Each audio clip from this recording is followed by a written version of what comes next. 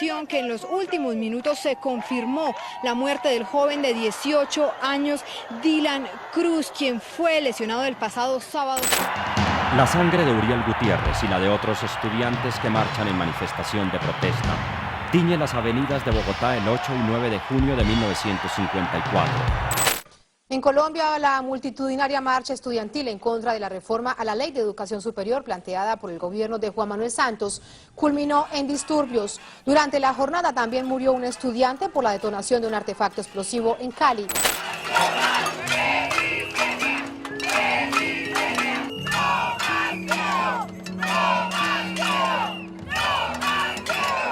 En Colombia, el conflicto armado ha llegado a todos los rincones, incluyendo los colegios y las universidades, pero en el país se habla muy poco de esto.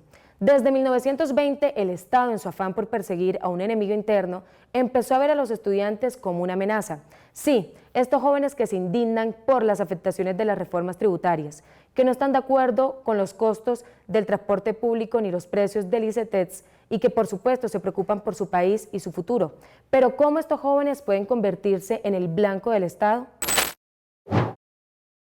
Creo que el perfil siempre ha sido de un estudiante que ejerce liderazgo, pero además está poniendo en el debate público temas sensibles, temas que rayan contra la versión oficial del gobierno, que están exigiendo el cumplimiento de derechos básicos, como, es decir, uno ve a los estudiantes marchar por la educación pública, gratuita y de calidad, y estos estudiantes que han ejercido esos liderazgos han sido perfilados. Creo que es por ese ejercicio de liderazgo que ejerce al interior de la universidad y que hace que se muevan, ahí sí, las masas o las personas para exigir el cumplimiento de algo o exigir la garantía de un derecho, y que es en masa, ¿sí? Entonces, alguien que genera impacto, ese estudiante es perfilado. Desde el 2019 se ha visto cómo el estudiantado ha tenido una mayor activación en las marchas sociales, lo que ha hecho que el Estado, los medios de comunicación y la misma sociedad los estigmaticen como terroristas y vándalos, creando así una persecución a este grupo. Pero la verdad es que nada de esto es nuevo. El fenómeno de persecución a estudiantes inicia en el año 1929. El 7 de junio de este año, los estudiantes de la Universidad Nacional salieron a protestar a las calles en contra del gobierno del presidente Miguel Abadía Méndez. En estas protestas asesinan al primer estudiante a manos de la fuerza pública. Históricamente en Colombia ha predominado, por lo menos desde los años 20 en cierto sentido, del siglo pasado, y sobre todo desde la Segunda Guerra Mundial, o sea, la Guerra Fría, una lógica en la que la protesta hace parte, digamos, como de las fuerzas que el Estado considera que son enemigas de la nación. Esta persecución a estudiantes coge mayor fuerza en los años 50, después de la Revolución Cubana que sacudió a toda América Latina. En enero de 1959, cuando triunfa la Revolución Cubana, se presentó aquí una protesta estudiantil y popular por un alza que se consideraba desmesurada en el precio del transporte público. Fue una movilización social muy importante y de ahí surgió, digamos, el primer grupo, la primera organización en armas, que se llamó el MOEC, Movimiento Obrero Estudiantil Campesino. Esto fue en 1959, era una organización dirigida por un joven estudiante que se llamaba Antonio Larrota. El liderazgo de este joven motivó una mayor presencia de estudiantes en grupos guerrilleros.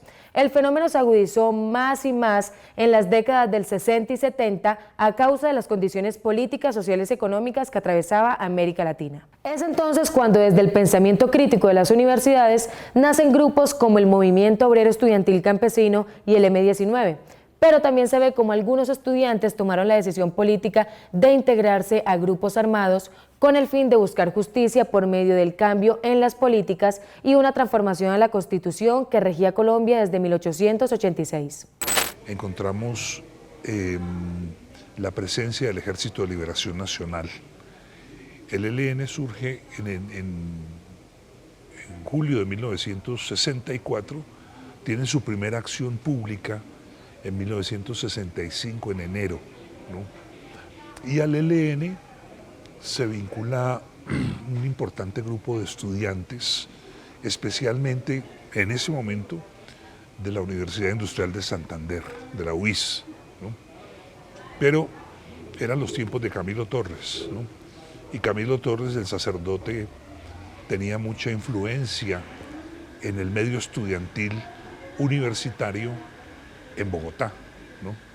Y entonces Camilo, ese mismo año de 1965, se va para la guerrilla del ELN, muere 2 meses después, febrero del 66, y con su ejemplo, digámoslo de esa manera, muchos dirigentes estudiantiles se van a la guerrilla y muchos estudiantes.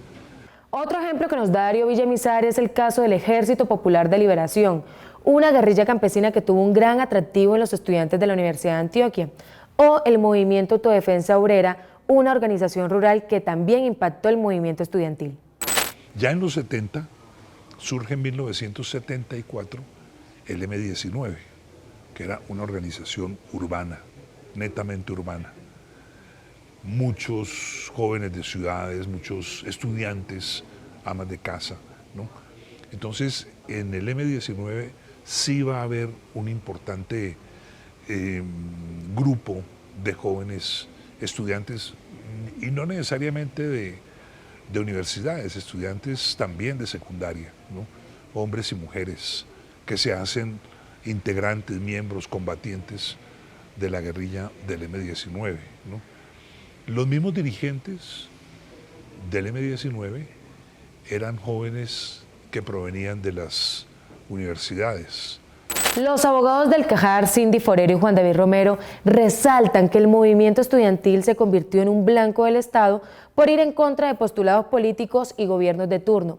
Estos pensamientos críticos nacen en oposición al abuso de autoridad por parte de la fuerza pública, avalada por el gobierno colombiano y las élites del Estado, que buscan la no repetición de la figura de Jorge Eliezer Gaitán, es decir, un personaje que viene de clase baja, es educado en universidad pública y que terminó liderando un movimiento político y social que casi lo lleva a la presidencia. Ahora podemos preguntarnos, ¿de qué manera eran criminalizados y perseguidos estos estudiantes?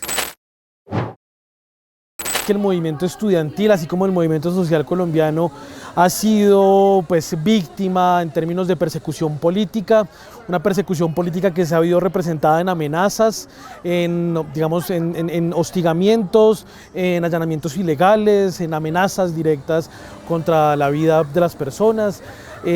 También los homicidios, la desaparición forzada y la tortura. Queda claro que este fenómeno no es nuevo y que adicional es complejo, porque en él intervienen diferentes actores, los medios de comunicación como voceros del sistema, los grupos armados como paramilitares y guerrilleros, a veces cómplices de asesinatos y desapariciones de estudiantes, la opinión pública permeada por el estigma y por supuesto el Estado como el más poderoso y de mayor responsabilidad.